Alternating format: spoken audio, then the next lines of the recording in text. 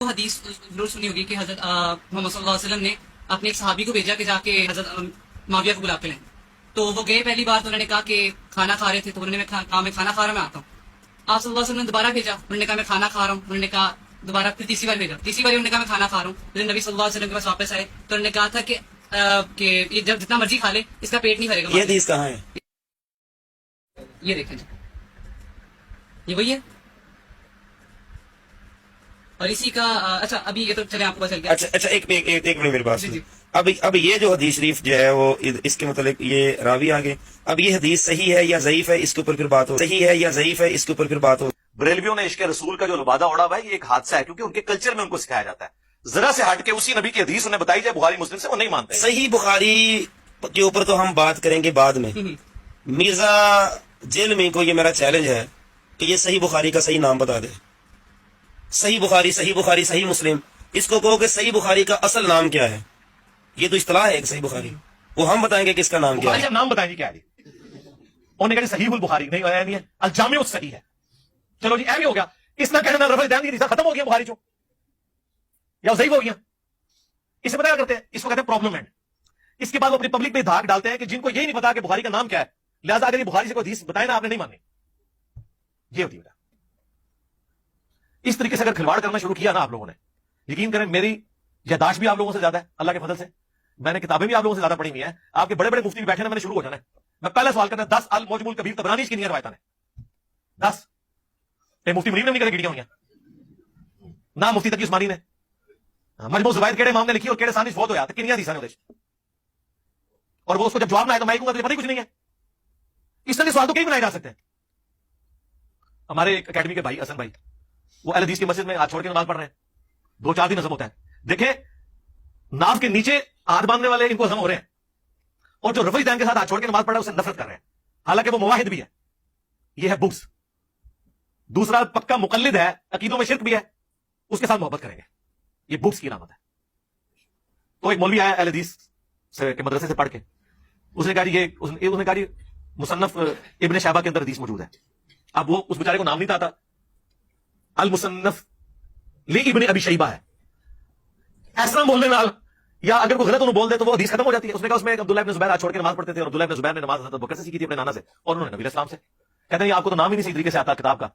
بھائی کتاب کا نام اگر صحیح نہ آئے, اگر کوئی قرآن کو صحیح طریقے سے نہ پروناؤنس کر سکے تو اس لیے قرآن کی آیت کیسے ختم ہوگی جو وہ پیش کر رہا ہے. میں خیال آئے وہ کس طریقے تھے. اس جو مسجد کی کمیٹی کا جو صدر تھا نا, وہ میرا دوست تھا. اس کو میں نے کہا یہ قاری صاحب جو آئے نا, ہم نے ان کی ضیافت کرنی ہے, ذرا لے کے آئیں گے. اس کو میں نے ساتھ بٹھا لیا, اور اس واقعے کے بعد کتنے ہماری اکیڈمی کے لوگ ہیں یہاں موجود ہیں جنہوں نے یہ منظر اپنی آنکھوں سے دیکھا ہے. میں نے کہا یار تم سے ایک بندہ بات کر رہے ہیں, تم اس کے ساتھ سولوشن اینڈ کی بجائے پرابلم اینڈ پہ کھڑے ہو. اس کو تو چھوڑ دو, تم عالم دین ہونا. میں نے کہا مجھے بتاؤ المصنف ابن ابی شیبہ, اس کا جو مصنف ہے اس کا اپنا نام کیا ہے؟ کہتے ہیں مجھے نہیں پتا. تو میں نے کہا تو نے ڈگری کہاں سے لی ہے؟ ان کا نام تھا ابو بکر. ابن ابی شیبہ تو جسے ہم ابن ابی طالب کہتے ہیں نا, مولا علی کو, نام تو ان کا علی ہے نا. اچھا میں نے کہا یہ بتاؤ المصنف ابن ابی شیبہ میں حدیثیں کتنی ہیں؟ کہتا ہے مجھے نہیں پتا. میں نے کہا یہ روئے عرض پہ سب سے بڑا احادیث اور اثار کا مجموعہ ہے, آلموسٹ 40,000 احادیث اور اثار ہے اس میں. اچھا میں نے کہا المصنف حدیث کی کس کتاب کو کہتے ہیں؟ کہتا مجھے نہیں پتا. پڑھا ہے ایسی منو پتا نہیں, اندازہ کریں. المصنف حدیث کی اس کتاب کو کہتے ہیں جس میں کثرت کے ساتھ صحابہ کرام کے اعمال لکھے ہوئے ہوں اور تابعین کے آثار موجود ہوں. جس طرح المستدرک حدیث کی اس کتاب کو کہتے ہیں جس میں چھوٹی ہوئی حدیثیں بیان ہوں, جیسے المستدرک للحاکم علی الصحیحین, بخاری اور مسلم کے راویوں سے جو حدیثیں امام بخاری اور امام مسلم نے نہیں لی اور وہ موجود تھی, وہ امام حاکم نشاپوری نے جمع کی. تو ایسی حدیث کی کتاب کو کہتے ہیں المستدرک. جز حدیث کی اس کتاب کو کہتے ہیں جس میں ایک ٹاپک ڈسکس ہو, جس طرح جز رفع الیدین امام بخاری کی کتاب, جز القراء امام بخاری کی کتاب, جز القراء امام بیہقی کی کتاب. موجم حدیث کی اس کتاب کو کہتے ہیں جس میں استادوں کے حروف تہجی کے اعتبار سے ایک محدث ترتیب سے حدیثیں جمع کرتا ہے. طبرانی کی 3 موجم ہے, المعجم الکبیر, صغیر, اوسط. مسند حدیث کی اس کتاب کو کہتے ہیں جس میں صحابہ کے ناموں کے اگینسٹ چیپٹر بنا کے حدیثیں جمع کی جائیں. احکامات کے چیپٹرز نہ ہو کہ یہ نماز کی حدیثیں ہیں, یہ روزے کی ہیں, نہیں, صرف صحابہ کے نام.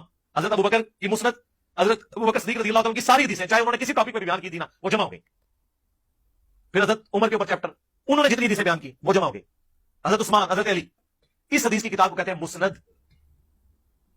اچھا میں کہ 10 امام ابن ابی شیبہ جو تھے इनके लायक तरीन शगिर्दों में से किसी एक का नाम बताओ। इमाम बुखारी इमाम मुस्लिम के साथ है, एक भी नहीं शुरू पता। मैंने कहा तुम्हारा इल्मी लेवल ये है और तुम स्टूडेंट्स को इस तरीके से तंग करते हो यार। खैर उसने माजरत कर ली कि मुझसे गलती हुई है। ये सिर्फ अपना इल्मी रूप झाड़ने की। हजरत अम्मार बिन यासर रदी अल्लाह तआला अन्हु, ये तो वो अजीमुल मर्तबत साहबी हैं कि जिनके बारे में हुजूर ने इरशाद फरमाया कि अम्मार की हड्डियों के अंदर भी इस्लाम है, उसकी हड्डियों के अंदर भी ईमान है। वो बहुत बड़े जलीलुल कदर साहबी है। सवाल ये है कि क्या कि उनको एक बागी ग्रोह कत्ल करेगा, ना वो ग्रोह मौला अली का है, ना वो ग्रोह मीर मुआविया का है, उनमें से ये तीसरा ग्रोह था, तीसरा ग्रोह था जिसको हम खारजी ग्रोह कहते हैं। उन्होंने कत्ल किया था हजरत अम्मार बिन यासर को। वो हैं जिनके बारे में सही बुखारी में हदीस है कि अम्मार की जुबान को अल्लाह ताला ने शैतान से महफूज कर दिया। इससे बड़ी फजीलत हो सकती है वो जुबान जो शैतान से महफूज। सुनन नसाई में हदीस है अम्मार सर के बालों से पांव के नाखूनों तक लबालब भरा हुआ है ईमान से। 2 सर्टिफिकेट। तीसरा सर्टिफिकेट जो बचपन से हमें पढ़ाया जाता है कि इस्लाम के पहले शोहदा अम्मार इब्न यासिर के माँ बाप है। माँ बाप को तो शहीद बताया गया हमें बचपन से, अम्मार को किसने मारा और क्यों मारा ये कभी बताया गया? अगर ये इस्लाम के शोहदा बताने पे ही इतने मुखलिस थे तो अम्मार के माँ बाप को तो शहीद बताया। अम्मार इब्न यासिर जो खुद शहीद हुए उनको किस रदी अल्लाह अन्हु ने किस रदी अल्लाह अन्हु के कहने पर इस रदी अल्लाह अन्हु को शहीद किया ये बताया? अम्मार इब्न यासिर का जुलूस कभी निकला उनकी शान में? नहीं। मारने वालों को भी पता है। मुस्नद इमाम अहमद में अबुल गादिया नाम का पूरा चैप्टर है रदी अल्लाह तआला अन्हु। हम तो इतराम से नाम लेंगे, सुलह हुदैबिया के सहाबी हैं। उन्होंने अम्मार इब्न यासिर को शहीद किया और पूरी जिंदगी रोते थे वो। मुस्नद अहमद में तफसील मौजूद है क्योंकि मुस्नद अहमद में हदीस है कि अम्मार का कातिल और माल लूटने वाला जहन्नम की आग में है। इब्न हजर अस्कलानी ने थोड़ी कोशिश की कि अबुल गादिया को बचाएं और उन्होंने कहा कि चूंकि सही मुस्लिम में हदीस है कि जिन लोगों ने मेरे हाथ पर दरख्त के नीचे बैत की है उन्हें आग नहीं छुएगी, तो अबुल गादिया को वो फजीलत किफायत कर देगी। तो मुहद्दिस आजम सऊदिया अल्बानिया से जो शेख नासरुद्दीन अल्बानी, उन्होंने सिलसिला हदीस सहिया में गिरफ्त की। उन्होंने कहा यह बहुत मुश्किल तावील आप कर रहे हैं क्योंकि जहां पर खास फतवा आ जाए वहां पर फजीलत आम उठ जाती है।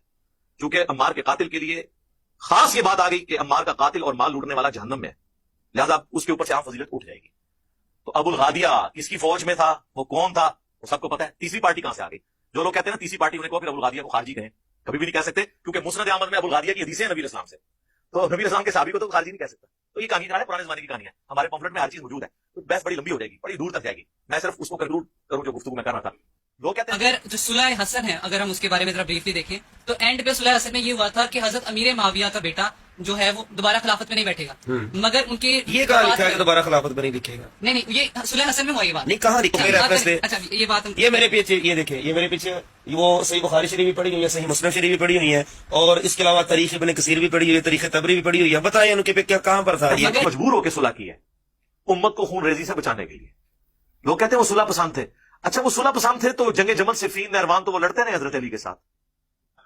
वो तो उनके जब सरदारों ने गद्दारी की हजरत हसन के साथ, वो बुखारी में मैंने करबला रिसर्च पेपर में डाला है, और हजरत माविया से उन्होंने माल पानी लेके हजरत हसन के कत्ल का मंसूबा बना लिया। फिर हजरत हसन को पता चल गया कि ये मेरे फौजी तो मेरे साथ भी गद्दारी करेंगे और अगर जंग के बाद मुआविया जीत गया तो लोग ये समझेंगे कि अल्लाह की नुसरत उसके साथ आ गई है, तो बेहतर यह है कि मैं इसको कंप्रोमाइज करता हूं। और उन्होंने सुलह कर ली। वो सुलह हसन थी और सुलह हमेशा शराइत के ऊपर होती है। क्योंकि हजरत हसन ने अपनी पोस्ट छोड़ी थी तो चंद शराइत के ऊपर मैंने इसमें डाली है, जिसमें सिर्फ एक शर्त पे अमल हुआ है, जो माले गनीमत में अल्लाह ने हिस्सा मुकर्रर किया था माले फै वाला, वो मिलता था अहलुल बैत को। बाकी हजरत अली की तौहीन उसी तरह जारी थी। तो ये सुलह हसन के पीछे ना छुपा करें। सुलह हसन मनसूख हो गई उसी दिन जिस दिन हजरत मुआविया ने उसकी शराइत तोड़ दी और मरते हुए अपने बेटे को खलीफा बनाया, जबकि बात हुई थी कि उम्मत को शुरा के ऊपर छोड़ेंगे। और अगर कोई कहता है ना कि हम इसको नहीं मानते, तो हजरत हुसैन फिर यजीद इब्न मुआविया के खिलाफ क्यों खड़े हुए?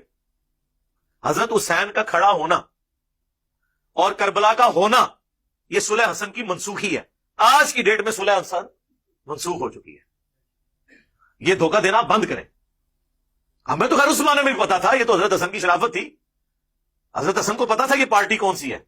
और फिर दूसरी बात यह है कि हुजूर अलैहिस्सलाम ने इरशाद फरमाया कि ये मेरा बेटा हसन है, ये दो मुसलमान ग्रोहों के दरमियान में सुलह करवाएगा। हुजूर जिनको मुसलमान कह रहे हैं वो बागी कैसे हो सकते हैं? हुजूर जिनको मुसलमान कह रहे हैं वो बागी कैसे हो सकते हैं? कि जिनके बारे में सही बुखारी में हदीस है 2812 और 447 और मुस्लिम में भी है, अफसोस ए इब्ने सुमैया, और अपने मुबारक हाथों से दाढ़ी और सर के बालों से मट्टी नबी इस्लाम ने झाड़ी। इब्ने सुमैया, और क्या वो जनाब हदीस है, अबू सईद खुदरी रज़ियल्लाहु ताला अन्हु से हदीस सुनने के लिए जाते हैं अब्दुल्लाह इब्ने अब्बास के बेटे। بخاری کے الفاظ ہیں کہ عبداللہ ابن عباس